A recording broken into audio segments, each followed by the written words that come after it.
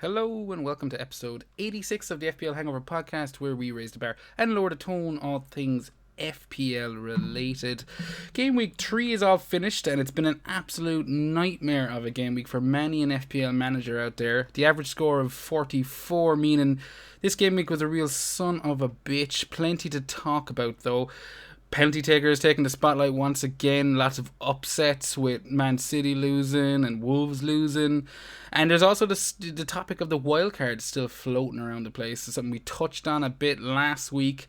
And as you know, we were pretty confident that there might have been a wildcard button smashed, but that wasn't the case. This week, however, the test has come back positive. He's going all the way to Wildcard City, and he's my podcast partner in crime. Seamus, how are you getting on, my friend? Yeah, I'm positive. Wildcard positive. But had a good week. So, yeah, lot to be happy for. I'm kind of pulling back into, respectable territory. Not really. I'm still more than 2 million. But, wasn't a bad game week. How about you? I'm like a little bit worse off than yourself, but I hit the 50 mark with a -4 on the table. So coming in at 46, that's above the average. I'll take it. It's one of those weeks where we are seeing some of the lowest scoring wildcard teams I think I can ever remember in regards to before the deadline on Saturday. Those teams looked solid. You were behind the couch, the proverbial FPL sofa, for a lot of those wildcard teams. And as I mentioned in the intro, a lot of upsets. Man City, big fucking shock. Wolves, big shock. Spurs, another fucking kind of match that people had high hopes for, didn't really deliver. And I think all in all, I'm feeling okay. I'm not as down in the dumps, but you have reacted, Seamus. You've hit that wildcard button, and you don't seem too upset. Is that something that would have maybe, altered whether you're wildcarding, or like talk me through that? That's a pretty big moment, man. No, I just wasn't happy with my team. So wildcard was coming. I mentioned last week, and a lot of last week's pod we discussed, about wildcard. A lot of people did pull the wildcard trigger.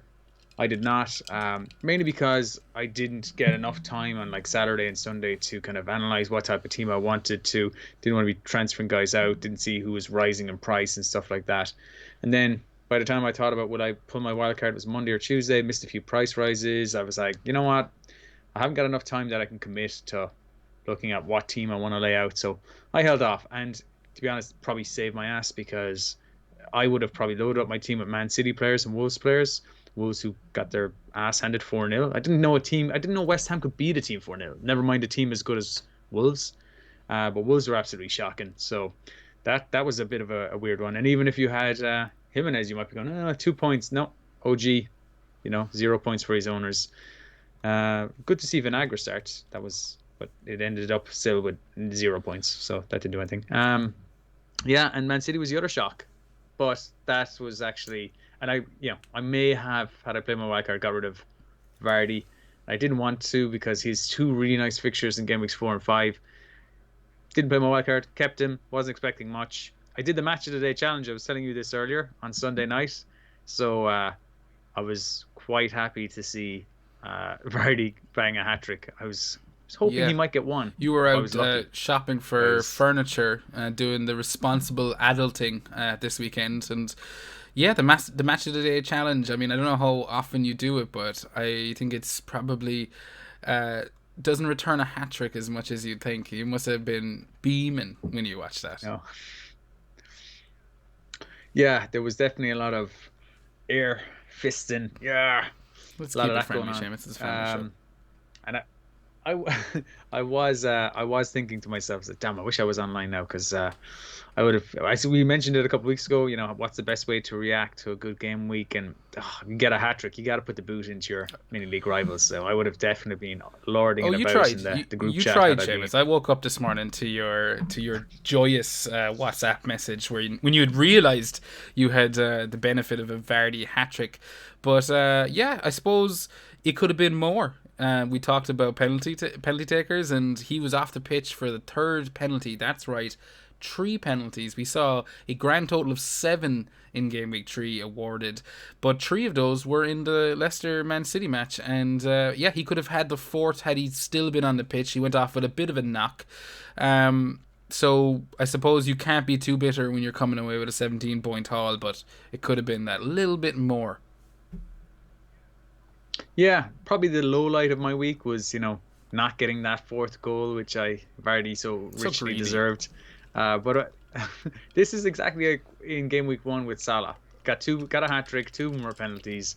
I think we just got to accept there's going to be a lot of this, for the remainder of the season. A lot of penalties. Probably calm down a bit because players don't seem to realize, especially with the new handball rule, which is kind of contributing to a lot more penalties because VAR was there last year.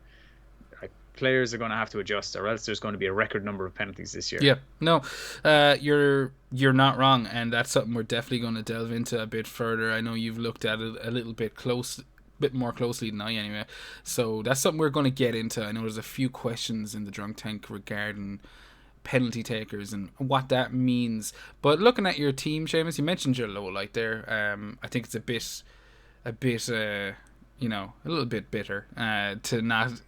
It's not really my low light. It's just that it just kind of felt like being a bit of a dick there. So my low light was I didn't get 4 goals for my striker. What is your highlight though? No, the highlight is Vardy. No, is it? Yeah, it is. Just because the way it happened with the Match of the Day challenge, I could make a case for. I don't want to be taking what's possibly your highlight though, so I won't mention it. What happened in the United game? That could have well been my highlight.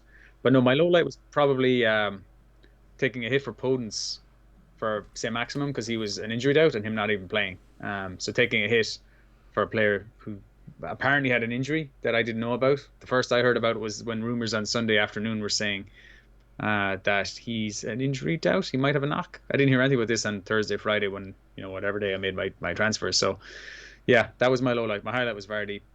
Pretty straightforward. Can't get better than a hat trick for one of your forwards. I think I don't know what you were suggesting my highlight might have been, but I suppose for me, it's something you weren't expecting then. It's Shea Adams, and he finally banging in a fantastic assist in the opening half of the Southampton-Burnley match. I was hoping for a little bit more once the assist came so early. I was like, oh shit, this could be the double-digit haul I've been waiting for. It'll balance out the last 2 weeks of absolute, nonsense. But he did get attacking returns, and I mean, I could have. What I imagine you were alluding to is Fernandes and his 12-point return. Yeah, he was a big one. But for me, I think you had Fernandes, so straight away that's knocking him down in terms of my highlight of the week. I always like to look at something you didn't have. I mean, Salah delivered an assist tonight. I think he got a 5-point return. So, I mean, again, 5 points he didn't have. But I think for Shea Adams, for the 6 million, for 5.9 now, he took the drop during the week.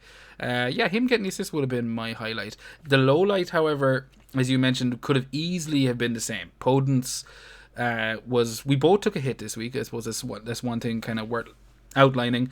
You hit 56 points, 52 in total with the hit, and you've moved yourself up to 2.6. I believe you had a I think I got 58. Sorry to correct you there mid-pod. I think I got 58 minus, I think 57 here now. Man, I can't even tell. Depends on the bone. I'm just going to refresh this. Yeah, 57. So Alexander-Arnold got the extra bonus, did he? He got the 3 bonus. Sweet. Yeah, I'm dealing with some old data here. We tried to prep this before the Liverpool and Arsenal match had completed, so I might have looked at an old screenshot. But yeah, 57 with your -4. Pretty sweet return. You took a big chunk off of your overall rank. Now, I know that's not the be-all and end-all, especially not in Game Week 3, but you were pretty happy with the amount of places you climbed this week, Seamus, no? Yeah, definitely. It could have been a nice even million, just shy of 1 million with the new rank post auto subs. This is compliments of livefpl.net, which is where you can get your live rank before the website is actually updated. I have risen exactly 999,999 places. So one place short. But you have to rather than 99999 crack. I kind of prefer it actually, yeah. To one. If it was the other way around, if it was like 1 million and one place, I'd be like, damn, So close. So yeah, I've gone from like basically 3.8 million to 2.8 million after a red arrow last week. So it's a bit of a climb. I've made back points. Could have been better. I only had really a couple of returns. Just to look at my team, there was the Vardy one I mentioned and Fernandez. That was it. My captain blanked, Werner blanked, Mitrovic blanked. My captain was De Bruyne, sorry. Um, for Podence, I've got Justin coming off the bench. Vinagre got me 0. Doherty lost his clean sheet at the very end. That was a sickener Well, watching match of the you've day. brought us Um, kindly to Milo, like Seamus. You've, as you mentioned, like Spurs did lose their clean sheet in the last minute, and yeah, if I had to pick a low light, that would probably have been the most frustrated I was this game week, and that's taken into consideration, a De Bruyne blank, which I did kind of only half have an eye on, so I suppose I'm not feeling the full effect. But I was watching that Spurs match, and I was happy to take the clean sheet. I was also happy for Doherty not to have any attacking returns because my God, he looked dangerous in parts of the first half. But I was fully, prepared. Didn't check live FPL because I don't like doing that. But in my head, I was counting those clean sheet points, and to see a penalty given for the most farcical of handballs, like I thought in game week 2, Lindelof's handball was pretty fucking bad. Not nearly as bad as this one at the weekend, and yeah, it robbed any Spurs, FPL assets of clean sheet points and robbed them of yeah. the W. So yeah, I'm not going to get into too much. I think you know, Yeah, whatever about the win, because I want to see Spurs drop points because Spurs are probably going to be pushing, and Chelsea too are probably going to be pushing points, pushing United for yeah, third, fourth place, or whatever.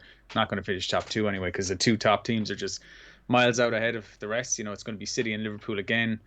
But yeah, I was happy to see him kind of drop points, but sad to lose my Doherty clean sheet. That would have been his first points for me this season. He had an assist last week, which was ruled out. That puts him on 4 points from 3 games. Utter fail as a pick. This is the reason I didn't go for Spurs assets at the start of the season. I thought they'd start off a bit slow. But Kane and Son had that amazing game week last week, and Kane even got an assist this week. With a bit more luck, Son could have scored this week. He hit the bar. I think they hit the post as well. So, and then he went off injured. So, they definitely look like maybe we got that wrong to start the season, and we were kind of saying maybe the Jose bus might be the way to go. They definitely have a few goals in them. goals. So I don't know. yeah, Yeah, but you mentioned Kane. Kane had an absolutely smashing week. He had, I think, before tonight's match, he has had the most goal attempts, shots in the box, and penalty box touches, more than any other player in game week 3. So at least before this evening's matches. So yeah, absolutely lucky for non-Kane owners to, I think we got away with one. I'm not a Kane owner, so I felt after that match, Darlow pulled out some crazy stops. I mean, Kane could have had 2 goals in the first 15, 20 minutes of that match. Yeah, at least 2 really good saves. And yeah, at the early start, probably the first 15 minutes. Totally agree. He looks sharp. He looks good. I think I'm going to want him. I think I mentioned earlier I'm on Wildcard. I'm not getting Kane in this week because they're playing United, but the following week or the week after, I think Kane it might be my team. I have it written down here somewhere in my notes. I have him booked in as before I was even playing my transfer. Before I was even playing my Wildcard, I had him booked in that I wanted him in. I think it was game week 5. I think between game week 5 and 8 they have a really nice run. And I want him because he's probably going to be a captain option. And I think I prefer him over Son.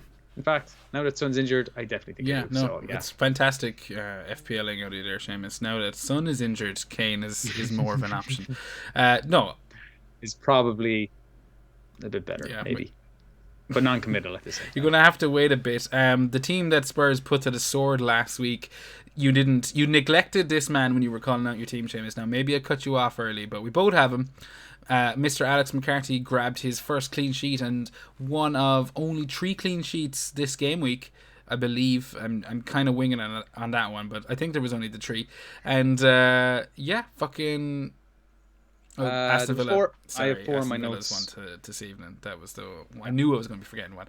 But McCarthy, yes, he got his first clean sheet. Ings banged in a penalty, grabbed all 3 bonus points, and as I mentioned, Shea Adams grabbed an assist. Southampton, maybe this is them turning the tide a little bit, Seamus? No? You think 1-0 against Burnley? Well, Ings is the penalty. Ings is the penalty taker, but it wasn't a penalty he scored. I think you're confused with the sheer volume of penalties that they go in I this have week. Seven, penalties I just think we written down for counted. every match. I just, Uh, you know, yeah, penalties is yeah. just written on your walls in big crayons, you know. But what are you saying? Yeah, look, I mean, some people had the double Southampton defense. They had Kyle Walker-Peters too. That would have been nice. I saw a few people in mini leagues with those. That's nice when that patience pays off. I'm just happy to get 6 points from McCarthy. That's something. If he'd gone 3 games without a clean sheet, any player in my team that's gone 3 games without a clean sheet or points is frustrating. So Doherty's already been binned out of my team. Binned him out Saturday before he dropped in price. One of the players in my team, I just mentioned it quickly, that I've had 2 clean sheets from is Target for Aston Villa, which is Yes. lovely. Although he's got a booking each time, so he's going to get 5 points in each of those games, but that's fine. You know, he's 4.5. I'm happy with that. Going back to Southampton, Danny Ings is looking really sharp. You know, got 1 goal. When he scores, you didn't have to check the bonus points. You knew he was on for 3 bonus. Whereas Shea Adams, I don't know. I think if he scores, you're not so. No, it's Not so never clear cut. that clear cut. And as You you know. said, like, I didn't have to check the bonus. I knew as soon as the match ended 1-0 and Ings had scored it, he was going to be the 3 point, kind of magnet as he was last season, and I'm kind of glad. I want him Yeah. to keep up the form. It's the same with Jimenez. I mean, not so much this week with his fantastic 0 return, but like I kind of want these players to keep tipping. The more options there are, especially up front, the more exciting I find the game anyway. But yeah, Ings delivering. Are you looking at him? Again, I probably should save this for you talking about your wildcard more exclusively, but are you considering him now, or like Southampton at home to West Brom, game week 4, Everton, Aston Villa, Newcastle in the next 5 after that? Yeah, he's a real option. I'm finding it hard. I don't. There's too many spots. I mean, if I'm going for a Southampton attacker, it's got to be Ings. I don't want any of their other attackers. But like my team, without, well, I just mentioned my forwards for my wildcard right now. It's Jimenez. He's got amazing fixtures coming up. We know what he does. He's like you said, him and Ings are in the same kind of category. They get a goal, good chance to run for 3 bonus. So I definitely want Jimenez. He's in my team. Calvert-Lewin is absolutely on fire, smashing at the moment. And there's no way I'm transferring out Vardy, who just got a hat-trick against Man City when he's got 2 amazing home games coming up. He is flagged at the moment because he went off with a bit of a knock at the end of the game, which is how he missed that last penalty. But he did confirm after the game that it's just, I think he said it was like precautionary. He basically said he'd be ready for the next game. So their next game is against, pull it up here, boop, boop, boop, boop. Next game is against West Ham, and then Villa at home. 2 fucking amazing fixtures. He might be my captain in one of those. And then Leeds following the Arsenal match in game week 7. So yeah. And he likes to score against Arsenal as well. So I'm not worried about those 4 fixtures. I think I want him for those 4. But where do I fit in Ings? That means I got to drop Calvert-Lewin, or I've got to drop Jimenez. So maybe I don't go with Jimenez. Maybe I go for Traore instead. Maybe I drop Calvert-Lewin and I go for James. Well, you mentioned Calvert-Lewin, you mentioned James, and I suppose Everton, they did beat Crystal Palace. They took the 3 points, 2-1 this weekend. I was personally okay to see DCL come out of that with just a 6-point return. I think it was just 6 points. Richarlison banged in the penalty, so we know he's most likely to be taking penalties. I've heard people saying they just wanted him to get off the mark and get his first goal of the season. I don't know how true that is. But I'll wait and yeah. No, I don't think so. I don't think there's any credit to that, because I mean, at the time it was 1-1. I mean, maybe if they were like 2 or 3 goals ahead and they're like, yeah, take this nothing penalty, we don't mind. Not in a game as tight as that. They'll give it to the actual penalty taker, I think. And with Sigurdsson not on the pitch, I would have thought Dean might be the guy, but no, I think now that means it's Richarlison. Dean actually, Dean actually him. might be suffering from, a bit of kind of shared set piece, kind of, taking with the likes of Rodriguez. I mean, we saw Rodriguez and Dean kind of deciding who was taking a couple of free kicks over the weekend. They're definitely sharing corners. But a blank for James nonetheless. That will have seen his owners feeling a little bit kind of, I suppose, let down, especially with Richarlison, Calvert-Lewin. Digne picking up an assist. Coleman, who we did tout, from the start, 5 million, a decent, a decent 5 million option, especially for the likes of myself, who's got a fucking Eric Dyer on the bench. Coleman picking up assist, Dina picking up assist, everyone really delivering. Rodriguez out in the cold this weekend, but I don't think that'll deter people too much. I mean, Everton still have a nice home fixture against Brighton, and then Southampton and Newcastle following their Liverpool match, post international break. So I don't know. I mean, you said you have DCL in your wildcard team? I do. I mean, the fixtures. I mean, Brighton are actually good. They're looking good this season. There's not two ways to kind of say it. They should have beat United in that game. They was like desperate and lucky. Trossard hit the bar like 3 times. They hit the bar in total like 4 or 5 times. They just look really good. So that's not going to be an easy game. But then again, Crystal Palace are well drilled, organised, and are started the season well, and they beat them in a tough game this week. So if they can do it against them, you wouldn't have any fear against Brighton. I mentioned to you, like pre-pod, that I'm not taking the home and away kind of part of it too seriously now anymore. I'm just looking at the actual fixture, the teams they're playing, how those teams are playing.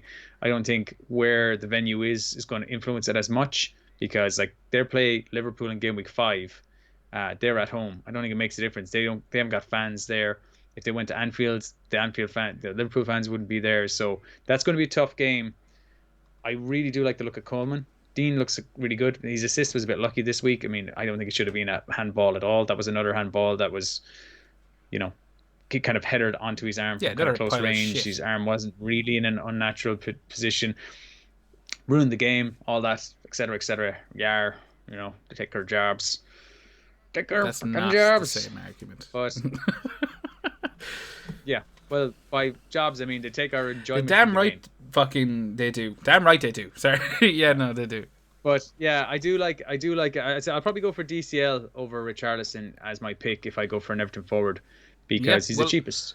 He's 7.2 or 7.3, whatever it was I got him for, and yeah, I do like Dean, but 6 million. I've already had a problem with a 6 million defender in the shape of Doherty, who I'm sure since I've taken him out of my team will now proceed to do bits. Almost certainly, Seamus, and I know we were saving it towards the end of the show, but fuck it, we've been yammering about it so much now that it's up there, it's up on the screen, which means of course this is coming out on YouTube as well as the audio platform. So if you are watching on YouTube, make sure to subscribe, like, all that jazz.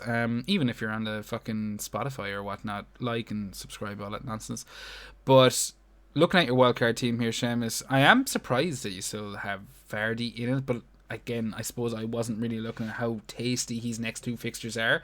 What I would say, that with West Ham and Aston Villa, both teams, especially West Ham, I think it would be a little bit unfair to not give them credit for smashing Wolves this week. That's a fantastic result that they weren't expecting. And, there were signs of it against Arsenal last week. I know they lost, but 2-1, a late goal by Nketiah.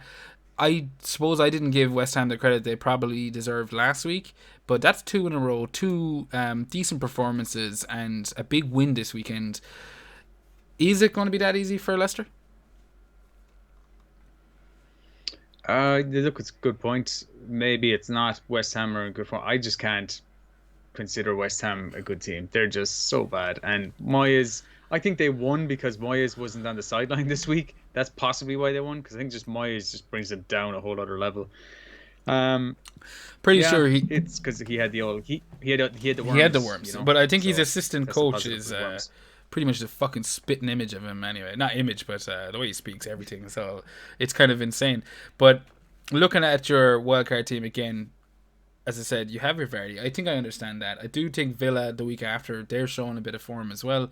Clean sheet again this week. 2 clean sheets in a row. We saw what their defense was doing at the end of last season. They had tightened up. Mm-hmm. Maybe they have learned a bit of a lesson, and I suppose only time will tell. But maybe on paper that the fixtures to me. I'm just clinging. I think I'm just clinging onto hope to have Vardy because I'm not going to have Vardy for those two, and I'm just praying. Oh no, maybe look at the facts, James. Look at the form. Aston Villa, West Ham, they're in the greens. If you're to look at team based on form, Villa and West Ham are definitely on the upward trajectory. So maybe Vardy doesn't do all that, but you've also gone back to Salah. And that's kind of what is catching my eye every time I'm looking at that team. You didn't start the season with him, and you talked about not really wanting him until maybe game week 7. You've changed your mind on that. Yeah, so I mean, a game against Aston Villa. I know Aston Villa. Like, I could change my mind on this again. Nope. This is recorded now, Seamus. I'm sorry. It is. This is not final. Like, I've got De Bruyne is my only Man City player in there at the moment because I'm not touching their defense. While what defense? Excuse me, I'm not touching their exactly. I'm not touching their defense at the minute because they were an absolute shambles, giving up 5 goals to Leicester. Yeah, granted, 3 were penalties, but 2 weren't, and the 3 penalties they gave away were all just really clumsy. List out the team. Defending. List out Man City's 4 defenders there, Seamus. I'm sorry to cut across you, and I know there's a bit of a lag. So yeah, Walker, Garcia, Ake, who scored, what the fuck and is Mendy. That? That's a pile of shit. Pile of crap. I mean, well, Garcia is only a young fella wearing a scrum helmet. I think he's going to Peter Cech route. Like, he's meant to be. Yeah, I mean, I know he got knocked the fuck out by Ederson. Like, when was that? The end of last season? But I mean, like, that was months ago. I mean, like, if you can't head the ball, if he's wearing that, like, can he head the ball? I'd imagine it's more of a with Cech, it was kind of, I felt like it was like a security blanket. But with the Garcia thing, is it maybe just stitches? Is what I'm thinking. I don't know. It's the only sense I can make of it because I don't know how. I felt like months ago. I don't know. I've never had stitches, so I can't say it because only snitches get stitches, and Ederson looks like the kind of lad that would have no issue slicing you up if you ratted him out. Maybe it's the fucking smiley face on the side of the neck, but he scares the shit out of me. I'll tell you that much.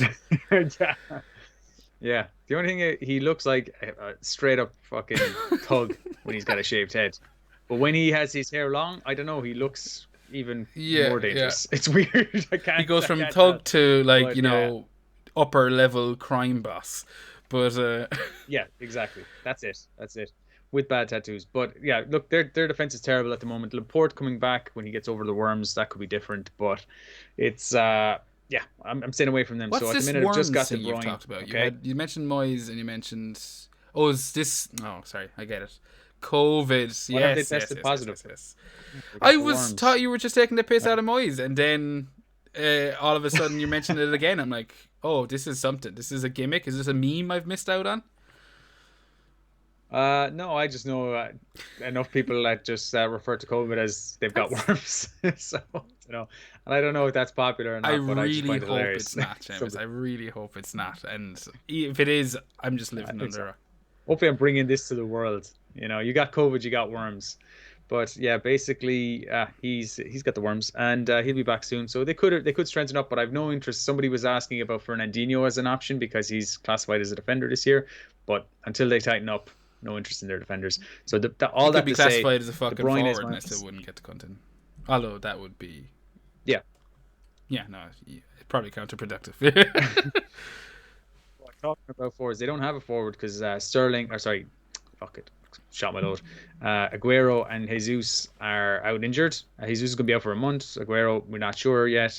But that means Sterling's playing up front. And a lot of players this week against Leicester would have been like, oh, he plays up front.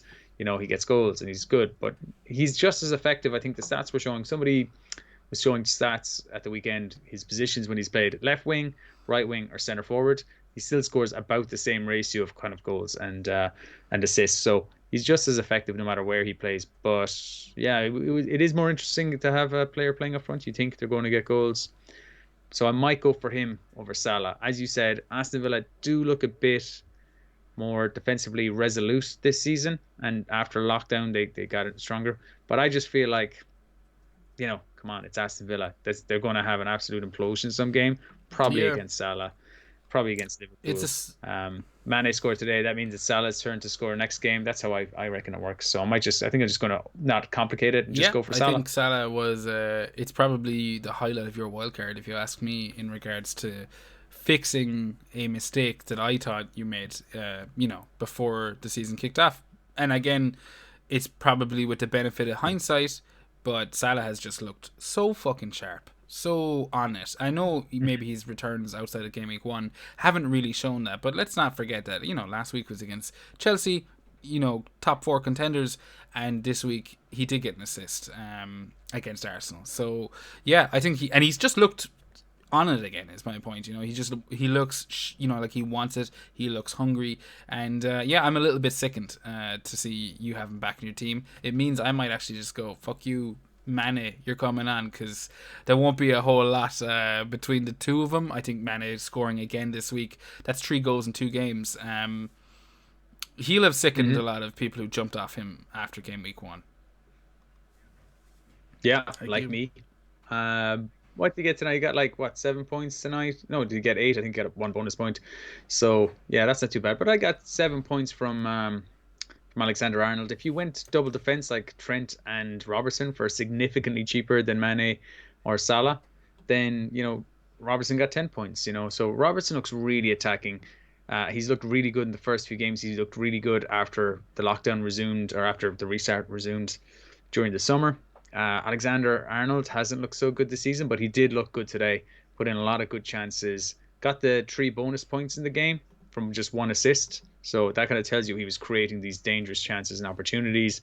They just didn't all result in more attacking returns. But he got the bonus. So he's going to stay on my team. But if I need to free up funds, I wouldn't be adverse. I'm kind of thinking I might downgrade him to Robertson.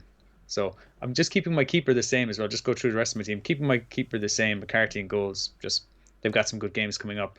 I've Trossard in there at the minute, and I still have Podence as a placeholder. See if he's injured or not. I have to get rid of some of my fringe players. I brought in Lamptey as a 4.5. I think I got him for 4.6.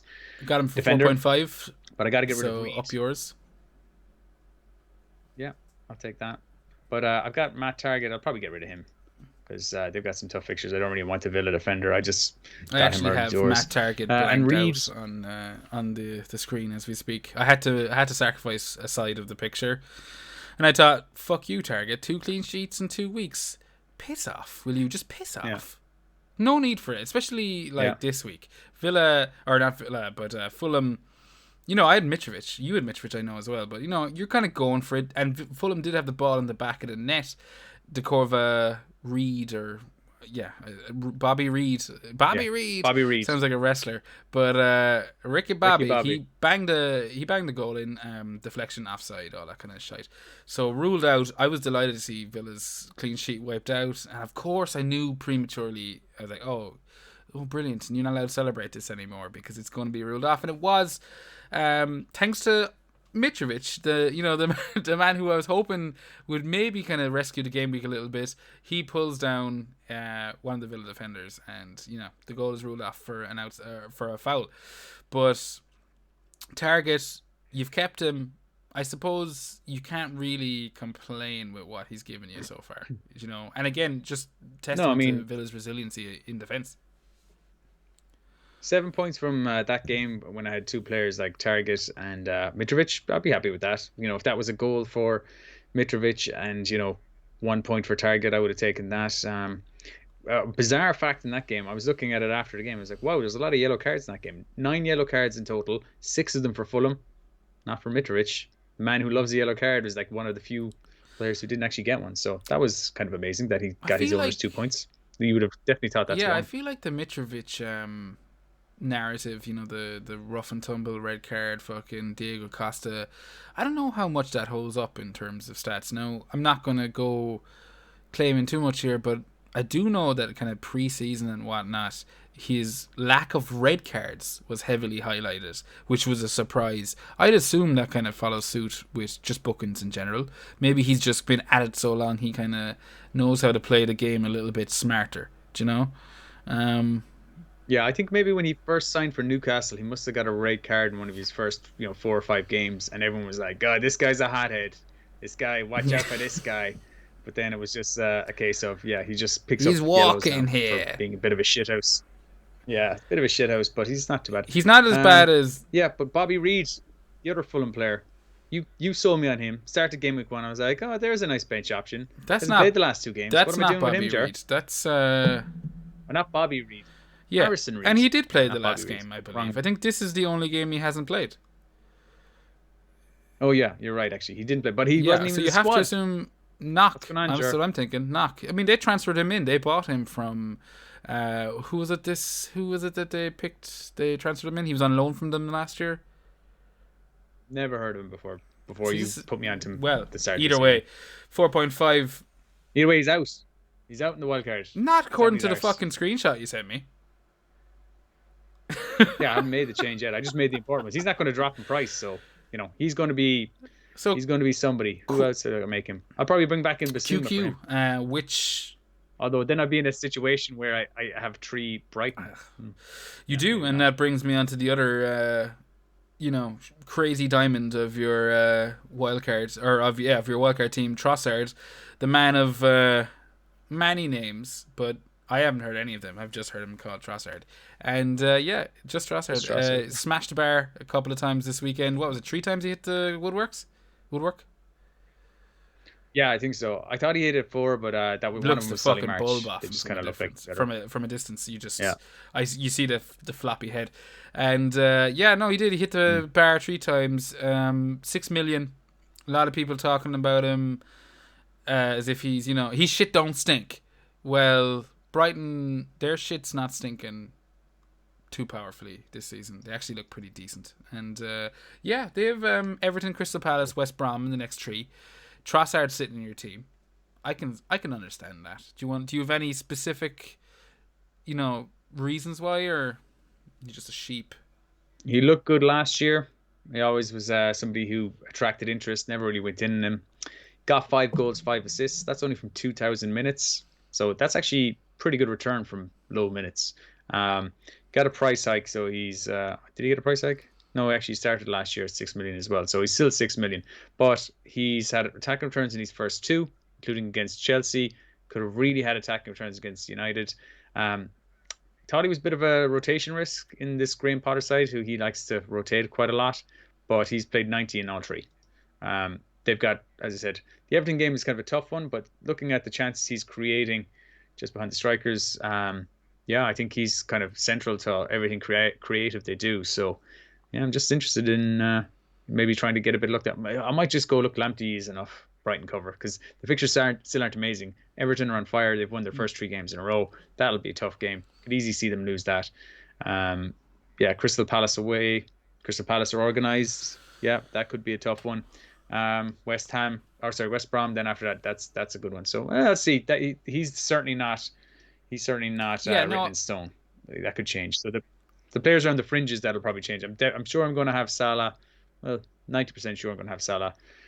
I'll either have Alexander-Arnold, or that could be Robertson if I need to make up money, because I still have Justin on my team, and he's only going to be in there for another 2 weeks. But his next 2 fixtures, as I said, are really nice, and then I'll probably bin him. I think with the likes of Trossard, you're looking at, there's a couple of questions this week regarding Son and whatnot. So Trossard is one of those options that are popping up for midfielders that maybe offer an out. With the Son injury, I don't know how serious that is, but as the week develops, and I'm sure we'll find out more. So you have a few, and as I mentioned, there's some burning questions, Seamus. So without ado, let us head straight on over to the drunk tank. You got the questions up there, don't you? I have all the questions here. I can't see your screen, but I think you have them all highlighted up there. So I think the first questions we have are about Son. It was a segue that I worked very poorly into that. You fucking threw me when you kept going on about your team. You were going on about, I was like, Trossard, Son, into the drunk tank. There we go. And then you went from Trossard to some other fucking part of your team, and I was just like, fuck's sake, now I've forgotten the sentence. Excuse me for talking about my wildcard team when asked about my wildcard. You talked about it for a full 20 minutes, okay? So you got yours. But I'm sorry, I'm taking away. Yeah, talked about it too long. I actually wanted to ask, because your team was very similar to mine, before I wildcarded. We have a lot of the same players. You know, you might have had Dyer when I had um, Doherty and things like that. So I was like, are you tempted to play your wildcard? But you know, I can come back to that. But No, maybe you want to answer that now. it's Any way tempted to play your wildcard? Are you it's too happy with late, how your team Seamus. It's looks? too late. We've moved on. We're in the drunk tank. There's two. Uh, You've ignored me for another I'll find week. I'll find a way. I'll find a way to bring it back around to you You don't in a give a moment shit anyway. what I Because I want to fucking know. get. You don't even I look do at give a my shit. team. You're just what you. All right. Yeah, we're having our first public spat here. I'm glad this is recorded. Let the people decide. You're the who's bad guy, okay? And I'll block out and mute anyone that says different. Okay. First question I have here, anyway. Tom Moriarty, simple question: best Sun replacement. That's the same question that is asked from Zoe, which is at Helen Zoe 10. Sun replacement, simple. I like these kind of questions. They're not. It's not a whole lot of Yeah. backstory to him. Who do we want for Sun? Sun is 9.1. You probably got him at 9. Some might got him at 8.9. Who do you think is a good option? Because you had him, and yeah, I'm not even thinking about replacements because I have a wild card, so budget isn't a thing for me. But who do you think is good? You mentioned Trossard. Do you like him? I do like Trossard. For me, the question with the Sun replacement is what way are you looking to structure your team? Are you looking to go up? Are you looking to go down?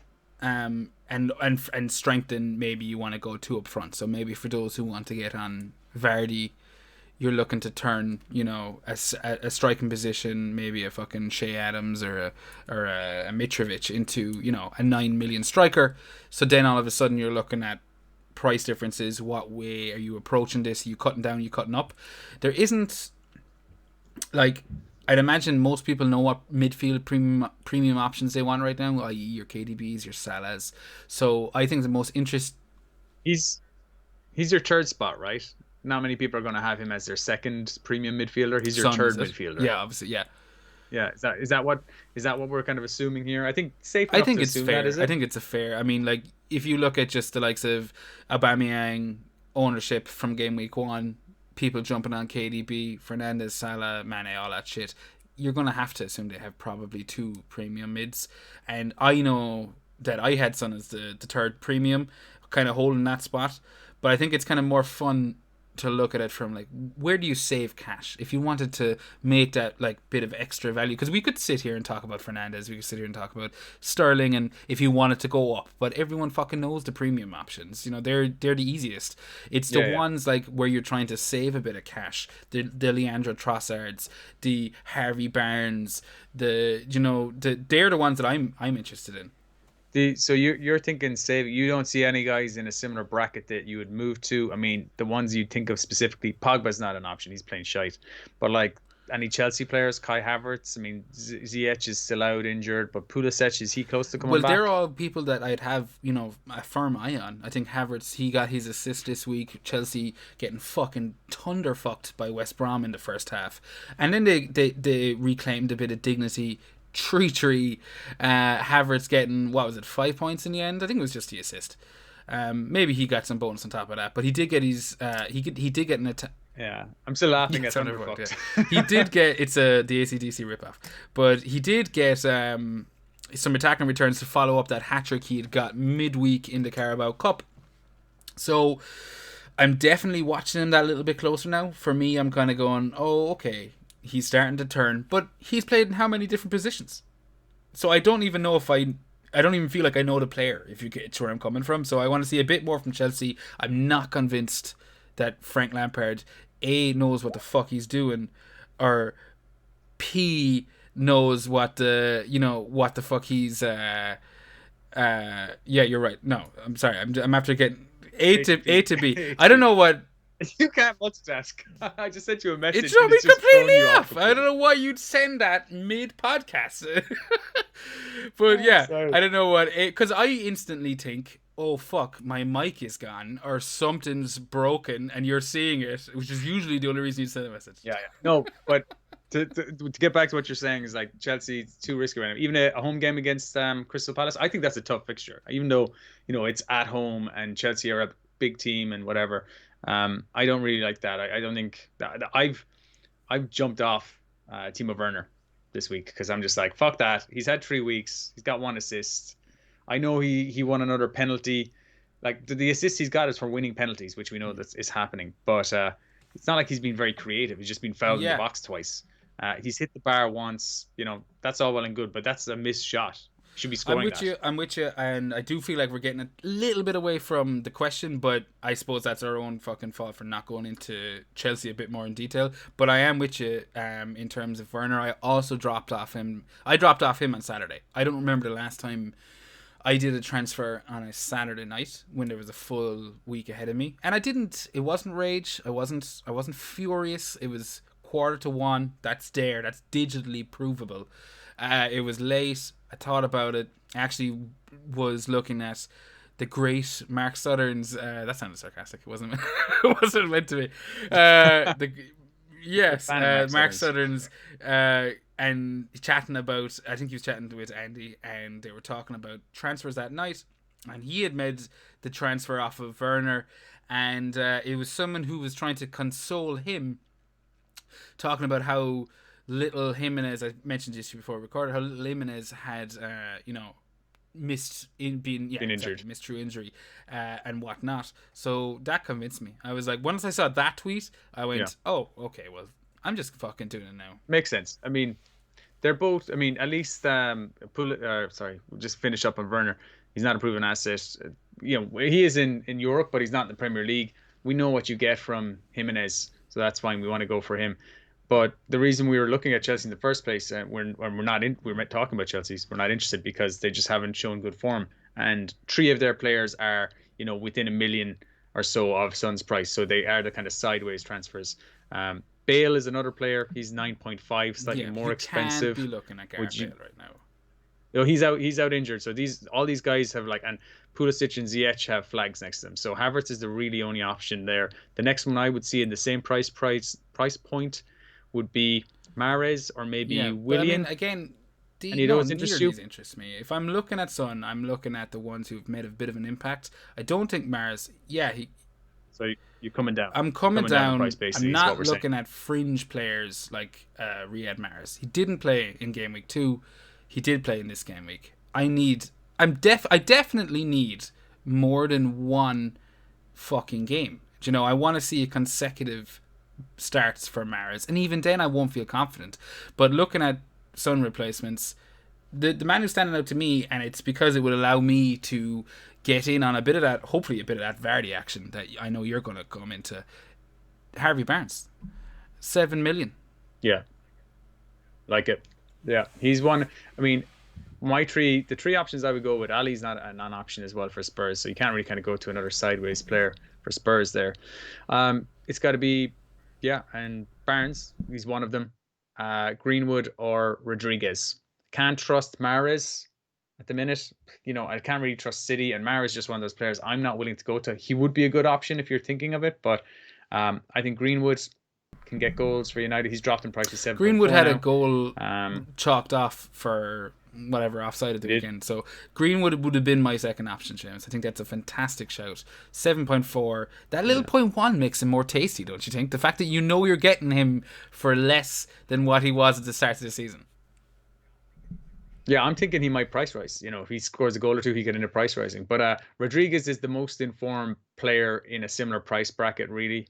Mahrez got a goal and assist, I suppose. Yeah, but Rodriguez is the player I would be interested in for 7.6. You can see his price going up. Zaha could be an option, but I'm not really that interested for this Chelsea game. Then again, Chelsea have looked really poor defensively, conceding 3 to West Brom. They look very bad.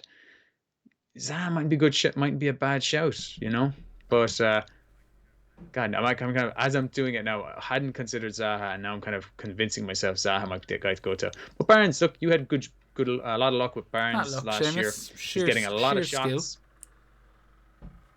Yeah, but he gets a ton of shots. He looks really threatening. There might be the most highest XG shots, but he's getting a lot of shots. He gets into the right areas. He looks threatening. I'm kind of relying on him to cause havoc to, allow Vardy is pretty much useless. Like the first 3 games of the season, he's just somehow managed to get 5 goals because 4 of them are being penalties. Do you know what Vardy's XG is? Non-penalty XG. He's non-penalty XG. I would say it's under a half. Now, I can barely spell XG, and so don't take this for gospel, but I'm pretty sure it's like on the button 0.5. Yeah. Oh, is it? Yeah, okay. Well, yeah, I knew it wasn't much. I knew it wasn't much. Take out I was penalties, nervous but talking that's, about XG there. I felt my anxiety levels rising just slightly. It's like, oh, you're out of your depth. What the fuck are you doing? He's like, what if he asks what does XG stand for? Expected Maybe goal. Maybe he won't. No. Expected goals. Yeah. Well, yeah.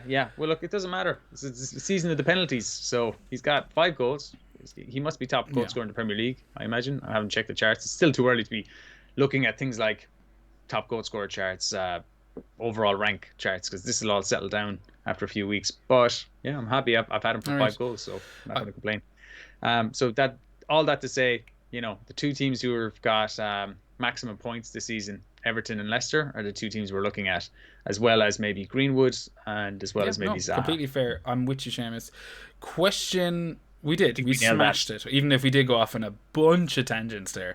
But I hope Zoe and Tom, two OGs of the show, I hope they're satisfied with those answers. Questions more, please.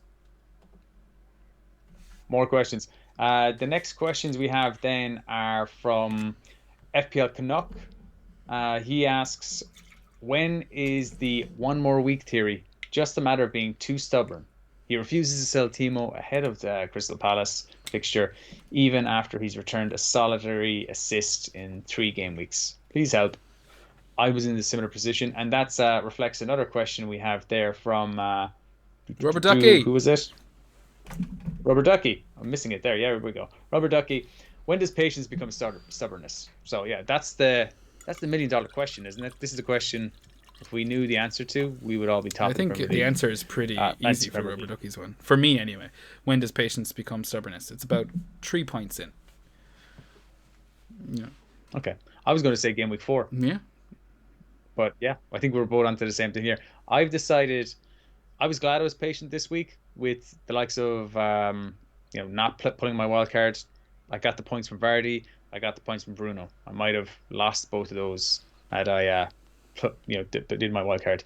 So look, you got to be patient to some extent. 1 week, not enough. 2 weeks, not enough.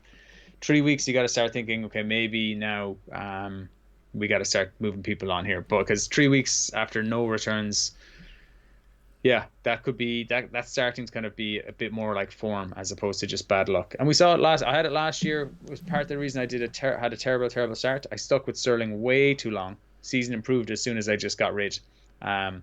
I was patient with my strikers at the start of last year to the detriment of not getting in Vardy when he started banging in goals. Same thing happened. I missed out on Tammy Abraham's points last season. I've missed out on all of Calvert-Lewin's points this year. I think Calvert-Lewin will continue to score goals. I don't think he's going to do what we call a pookie. So you have to fucking get your balls out and whip them on the table every so often and put them on the line, make a decision. And I think that, you know what? I don't think if selling Timo Werner, I could be completely wrong with this.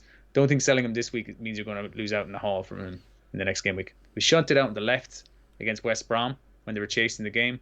That doesn't bode well. They're still missing Pulisic. They're still missing Ziyech. So there's a good chance Tammy, who scored the equalising goal, could start again the next day. They could play 2 up front. I just don't know. There's too many uncertainties, and that's why I'm like, I will revisit Timo Werner in 2 or 3 weeks, maybe 4 or 5 weeks, when fixtures are good, when they look like they've got more of a plan. Because right now, Frank is really struggling to get them playing coherently. So that's. Have I said it? I think I've said enough. Get rid. So that's answering Canuck's question more directly. I think it's a lot easier to say that when you're on the wildcards. Now, I'm not holding it against you, Seamus. I think it's a completely valid state of mind, especially because so many people are on the wildcard at the moment and whatnot.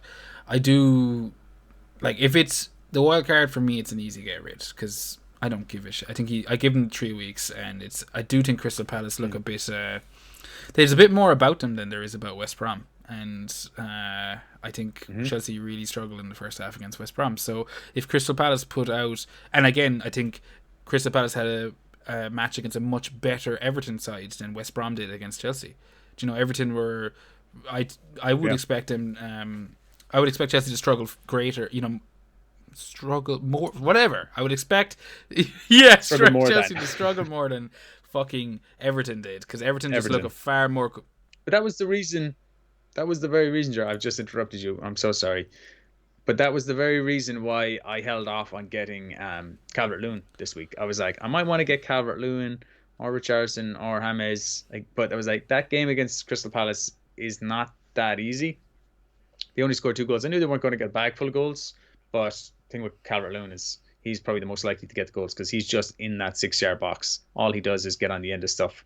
He's not being involved in build-up play. He's not getting involved with key passes. It's literally just one-touch finishes, headers especially.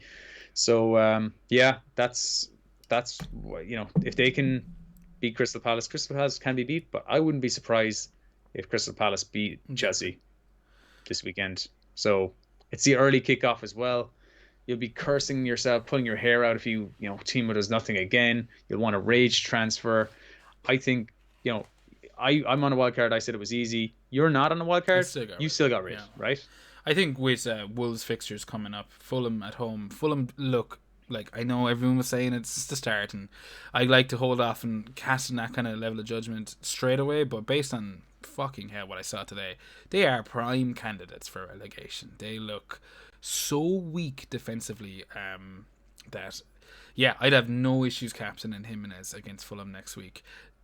Especially, even knowing that Jimenez's ceiling isn't the greatest, I still doubt that he comes away with that with just a 6-pointer. I have to imagine he gets more than that. But look, that's that's a different fucking thing. Getting back to the lads' question, when does patience become stubbornness? The way I look at it, lads, is game week 3. You definitely haven't been stubborn at the moment. After the international break, that's when you kind of need to take a step back, reevaluate a little bit. There's no need for massive overhauls, I don't think. Especially not from 2 fucking experienced players like the lads before the international break. It's probably the reason, one of the biggest criticisms I'd have of your wildcard, Seamus, is the fact that it's just before game week 4. I don't like that. I'd rather kind of come after the international break and look at it a bit kind of clearer. But I get it. I mean, there's similar situations last year. I've heard a lot of that, actually. I've heard a lot of people saying this is not the right week to wildcard just before an international break. I'd rather do it after an international break. I'm like, I do understand that, right? This is the year of COVID. The year of COVID. There we go. The year of the worm, right? Or the worms. But I don't know, are we all expecting these players to come back with COVID after this, or having to self-isolate? I mean, I assume they're all going to be able to just go back in. They're not going to have to isolate. Or else they wouldn't even allow it. They wouldn't have an international break if they had to kind of abide by all those. Unless somebody actually shows symptoms, but you can't predict that anyway. Maybe there's probably more of a slight risk afterwards, but I wouldn't want to. Managers, there's a good chance managers won't even fucking tell you who's out for these games because they try to keep their cards close to their chest. I'm just going to do it. I'm not going to worry about it. I'll have a transfer if I need to address something after, the international break if I need to. Hopefully I'll get some price rises this weekend over the international break. Yeah, you sound like you're trying to convince yourself. I don't really kind of get. I mean, No, I'm just all that's explain. I don't explain why people think it's a bad reason. I wouldn't want to play a reactive wild card to all my players are out injured. I'm going to have to get who's got the best fixtures now, and go like, Jimenez is out. I guess I'll just go for Traore, even though I don't feel too great about it. Nah, I'm fair enough. I think regarding the COVID stuff, this is a narrative that existed before this year. In terms of wildcards being slightly more risky prior to an international game week, but it is, as I said, just a narrative. It's something I do. Maybe I'm being a little bit too superstitious about it, but I hope we covered FPL Canucks and Robert Ducky's question fairly decent there. That brings us on to the next set of questions and a giant topic this week, something we alluded to in the intro and we've probably talked about it since. Penalty takers. We've got at Atoms Nuclear and DD, 2 regular question askers. Name the best penalty takers to get into our team. Is a team with lots of penalty takers the way to go, given that you can now concede a spot kick for farting? That's DD's artistic use of English language. I was going to say a fancy word for farting, but yeah, okay. Yeah. What? Yeah. Load up those teams. That's what I'm doing. I mean, Calvert-Lewin is not a penalty taker. I've mentioned I've got him in, but the rest of the team, Salah's a penalty taker, and that's why at the start of the season I went, I said I only wanted Mane for a Liverpool player for 1 week, and I was getting rid of him, but I and a lot of people said, look, it's a mistake. The pricing from FPL Towers this year, they should have been 0.5 million the difference to reflect the fact that Salah's on penalties. And I was like, that's never really been a big thing anyway. Mane can more than match him. But now I'm thinking, like, man, 500,000 is not enough to justify him. There should be 1 million between them because penalties are going to be huge this year. And Salah's going to have at least 5 goals from penalties this season. At least, I think he might miss a few from not being on the pitch when they score, or Milner being on the pitch and things like that. But I think he's number one, maybe even if Milner's on the pitch. So I think he's going to have at least a 5 goal head start. Who would you bet in a race for a golden boot, Salah or Mane, if you knew one was going to get 5 goals from penalties alone? You'd bet Salah. So yeah, there should be 1 million price between them. That's why I've rectified that. KDB, penalty taker for Man City. Get on my team, please, sir. Danny Ings is a penalty taker now. I'd have him. Jimenez, penalty taker. I'd have him. Who else have I got? Jamie Vardy. I mean, all he's doing is scoring penalties. So, yeah, load up with penalty takers. Any defenders taking penalties. Yeah, no, better. I mean, you did a bit of work, I know, this week on penalty takers. Now, we're running real fucking long. We're already at the hour mark. So we're not going to go into that too much. But, I mean, I think you absolutely smashed it there in terms of the penalty takers I'd be looking at. You didn't, I don't know if you mentioned Fernandes, but you do have your KDBs, you've got your Jimenez. For me, the best penalty takers are the ones you mentioned, Salah, KDB. I think Fernandes is up there in terms of how many penalties United won last year. Is a team, like, looking a bit more at DD's question, is a team with lots of penalty takers the way to go? It has to be. I mean, like, we're seeing a massive increase in penalties. I think it's always been a bit of an unwritten rule anyway. Like a penalty taker in your team was something to have. I mean, you just got to look at the likes of Crystal Palace's Milivojevic, or however you say it. He's made a name just as a penalty taker, essentially. Yeah, we were considering Mark Noble and Guy Ritchie at the start. I know it's Guy Ritchie, whatever his first name is. Yeah. But we were considering them at the start of the season because they were like 5 million and they're penalty takers. Now Wilson took the penalty for Newcastle this week, so I guess he's not. But I'd be considering the likes of Wilson now as well as a result. All these Ritchie guys was off the pitch, but I think Bruce came out and confirmed that Wilson is their penalty taker. Yeah. Oh really? I knew Ritchie started. I didn't know if he'd been off the pitch when the penalty went in or not. But that says, well, Mitrovic that was one of the reasons I put Mitrovic in my team at the start of the season. I was like, he's on penalties. I actually had high hopes from against Villa today, but Fulham are just so bad. They're so bad. Like you alluded to earlier, that's why I think Jimenez this week against Fulham could be an amazing shout. Even though he doesn't do double-digit hauls a lot, yeah, we'll be looking at him. And as I said, he's a penalty taker. So yeah, load him up. I mean, you can't have them all, but you could definitely get 3 forwards who are all penalty takers and a couple of premium midfielders who are penalty takers as well. I get it. Next question, Seamus. It's from Didi again. He's got a second one in this week, the cheeky bugger. But look, he missed out in the first couple of episodes, so I'm happy to see him floating around the questions again. All right, lads. Story. I have 2 Leicester City players, Vardy and Justin. Is it time to treble up? Harvey Barnes? Fixtures look good. Also, what's your favourite crisps? Now, we've mentioned Harvey Barnes, so I really just want to focus on the crisps here, Seamus.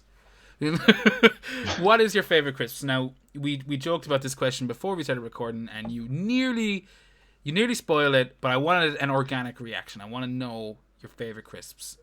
Hit me with them. Yeah, it's got to be McCoy's flame grilled steak. Crispy.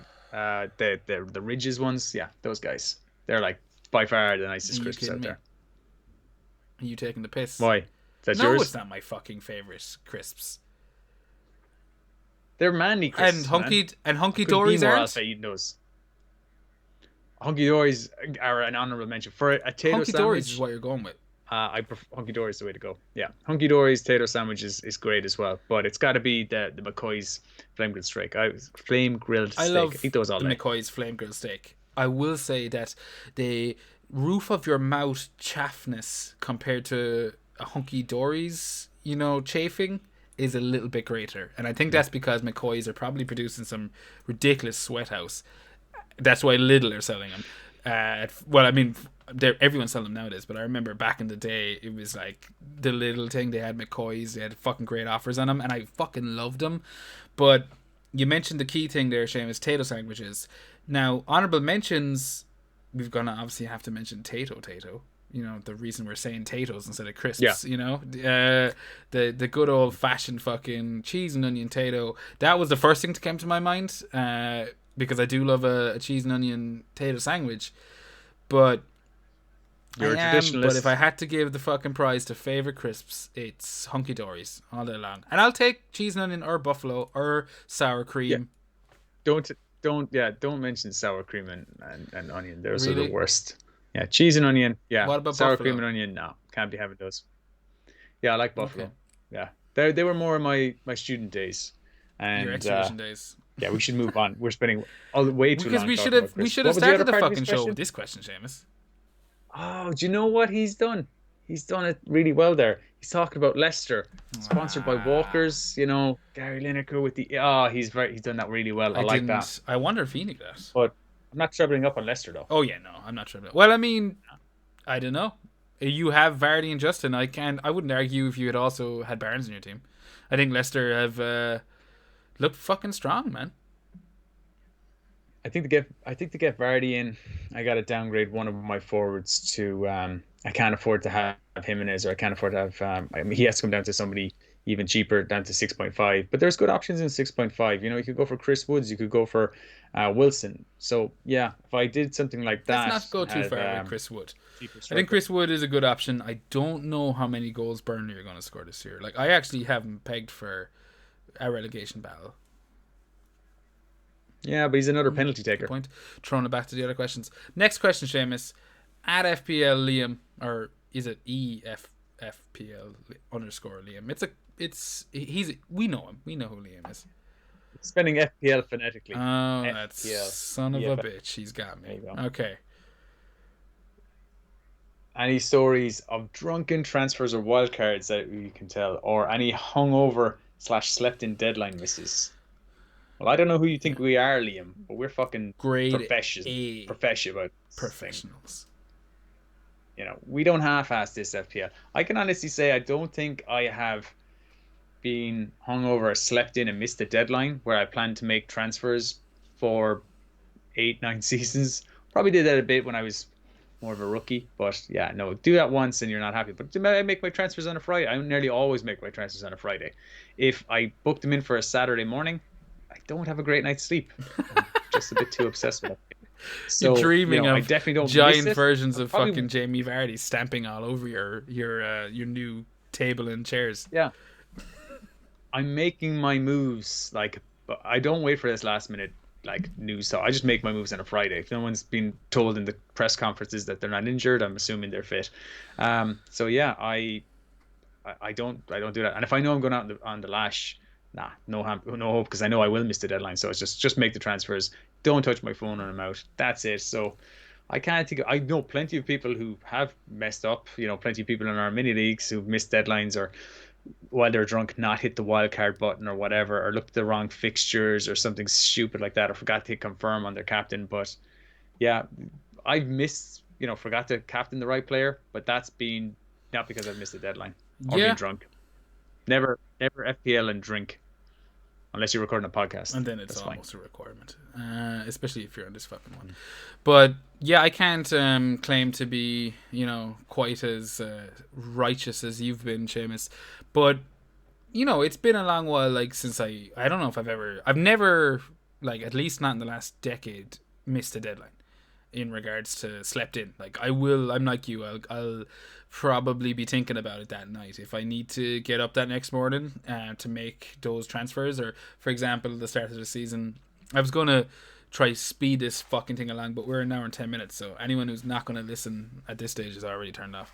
But yeah, I started the season, didn't have my team set as much as I liked on the Friday, so that night I didn't sleep a wink. I was thinking about it. I knew I had to be up at before 10, so I was up at fucking 7 in my head, thinking about getting out of bed. Is it too early? No, I don't want to be sitting there for 4 hours looking at my fucking team. But I haven't missed a deadline. I do kind of lose a bit of sleep over it.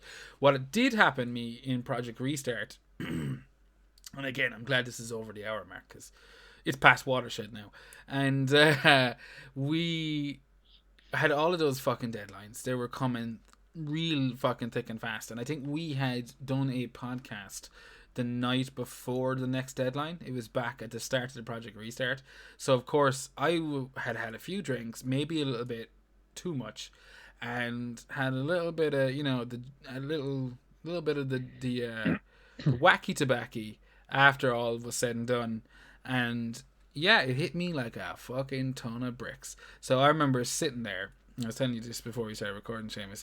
Sitting there, kind of going like, "Oh shit, this is coming too fast. Oh fuck. In about 15 minutes, I'm going to be face down." And I'm trying to change my team. I'm trying to move a couple of fucking clicks, get this done because I don't know what time I'm waking up at. All ended, well. I think the girlfriend watched over me for about an hour till I snapped out of it, fed me some Jaffa cakes, just like Rio Ferdinand would have at halftime, and get the energy levels back up. And I completed the team successfully, but that was the only real embarrassing, near fucking bollocks acting I can remember, at least because I've killed off so many fucking brain cells at this stage. I don't remember 5 years ago. Well, I'm shocked to learn that you were anything less than 100% professional about your FPL team. But look, you still managed to get your team in, so that's good. No, yeah, we ain't rookies. We ain't rookies. Who asked that? We ain't rookies. Next question, Seamus. We're not good, but we're not rookies. You don't need to be. What's our one next more? question? Last one. Oh, last question is Fancy Island of Ireland. Yep, that's it. Correct? FPL LOIIFA. Yeah, he's asking what Man City assets should we consider for a mini wildcard. So I guess when he says a mini wildcard, I'm guessing he's not saying he's wildcarding but only making a few changes. He's talking about he's probably going to take a couple of hits. For me, there's only one. Sterling is someone to look at now that he's playing as a forward, but you have to have De Bruyne in your team. So if you don't have him, just get him in. That's pretty much it. Just KDB. Sterling, I think you can look at. I know he is playing up front, but a pretty abject performance against Wolves. So I don't know how much that interests me. If I'm looking at like maybe a bit of a differential, Sterling over KDB, maybe. But no, there's only one City asset that is 100% nailed for me, and that's arguably the best player in the world, Europe.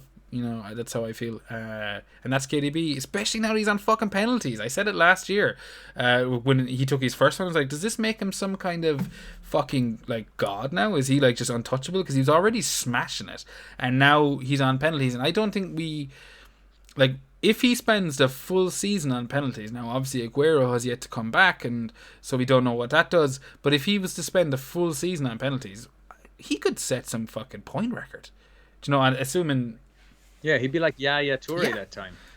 But like 10 times better. Yeah, well, Yaya Toure was unbelievable that season as well.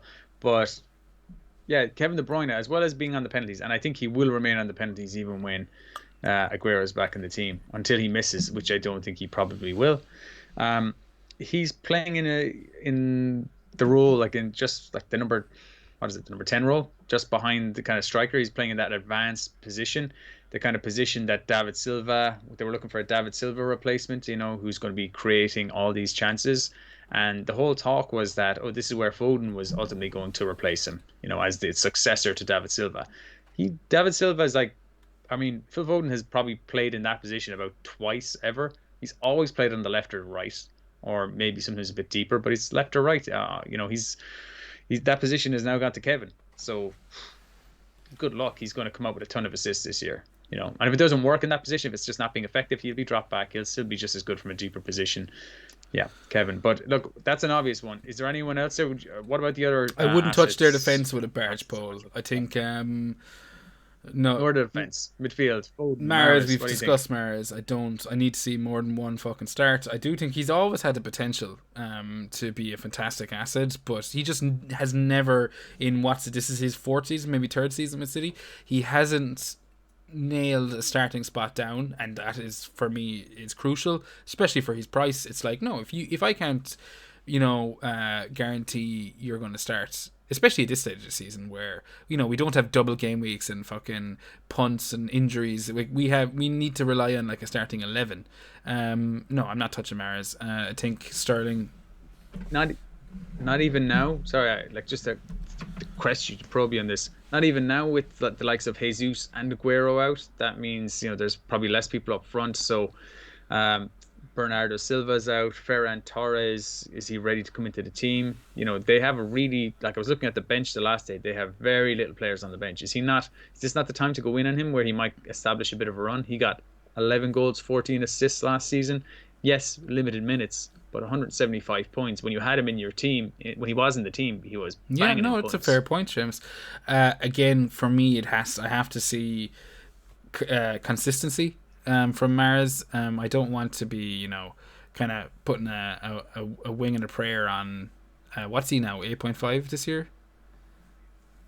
He's 8.4. gonna. Yeah, He's no, gone I'm down. not putting that kind of money into, into a chance, a bit of a differential. No, not for me. I think we'll wait and see for City, especially after getting smashed by Wolves. Like, what does that even mean? Now, I'm not saying it means, or not Wolves, but getting smashed by Leicester. I'm not saying it means the be all and end all, but I'm definitely taking a step back, and Foden? Foden, because of his price, does interest me. I think I'd be going like Yeah. KDB and Foden more so than KDB and Mahrez, just because the 6.5 or whatever he is, 6.6 now, he's like, that's just such a nice price point, especially if you're looking at the likes of, we mentioned, Helen and Tom's question regarding Sun replacements. There you go. There's a big drop down. And he has started the last two games, and yeah, Started the last two and and scored already. that's what I'm saying. Like, I wouldn't have an issue investing, because if he did lose his place, it's 6.5 that I need to fix. It's not a almost premium midfield option. Do you get me? Yeah. And again, like I was saying, they're just so short of players at the moment that I think, he's going to get game time. Sane's gone now. As I said, I don't know if Ferran Torres is ready to come in and start getting a bit more game time, but maybe he'll start getting more game time soon. But yeah, with Bernardo Silva still out, it looks like he's going to play on the right or the left anyway for next few game weeks. So I think I like both of them. I think discussing it here has put me more onto Mahrez than I have been in the past. I think I saw all the points teams were getting with him last year. I've never gone for him because I take the same attitude as you. He's not guaranteed to start. Don't want to be dealing with that, headache each week. But I'm starting to think maybe I should be looking Yeah, at no, him fair more. enough. And if that's the only thing that comes out of this podcast, Seamus, I will take it. But that is the end of the Drunk Tank, and thank you all for your questions this week, lads. They've been savage. Before we wrap this up, I will quickly throw it over to the FPL Hangover podcast mini league. A quick look at it. Cahill Byrne at FBL Crypto sitting, pretty alongside Damien McCallaghan, Dunfahy 11, both on 164 points. I'm assuming this is the updated leagues, because I think we did take this pretty late. But smashing fucking week from Cahill and Damien. Yeah, like, they've just been continuing on a trend in terms of how well their season's going. Yeah. Did you say they're not joint though, are they? No, Damien's Oh, top, I Todd's am looking at it. second, No, and bollocks. you're looking at last week's Oh, one, am are I? you? Yeah, you Oh, are. I was That's not thinking updated. 164 was a Yeah. bit low. No. They're no. Have you got the new Call one? it Do out you for want me me. to I call it think I out? have it here. I should have it here. Okay. Yeah, Damien McCallion is there at number one. He's on 223 points. He had a good week this week, 58 without any hits, without playing a chip. Captain De Bruyne as well. Cahill, so the top three actually haven't changed since last week. Cahill Byrne at FPL Crypto, he's in second on 208. Then Anthony Clark, Chicken Caesar Salah, 201. Damien, I don't think was I don't know how he did in our league last season, but Anthony Clark and Cathal Byrne both finished and did quite well in our leagues all last season. We've a new entrant at number 4, James Stevens, with his team Tiger James S11, and then Steve Lavin has moved from 7 up to joint 4th as well, and he's team Bongos Runes Parties. So yeah, no outstanding scores. I've only seen one score over 60 in our league here so far. I might have to scroll down a bit further. But that would be FPL Chieftain. Damon Frawley got 61. Yeah, so that's the highest team there. Oh, Drew from Renegades that got 62 with a -4 as well. So yeah, there's some good scores from our friends there is, in here. And for anyone that still wants to join the mini league, it's there. The code is EH4HH7.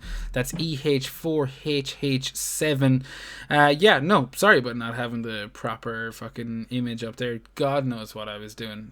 Because I know it's there somewhere, but Mistakes happen. it's not acceptable, okay. Seamus. It is not acceptable. And neither is running this at an hour and 20 minutes. So we will leave it there. Again, thank you for listening, folks. Seamus, you have all the gory details.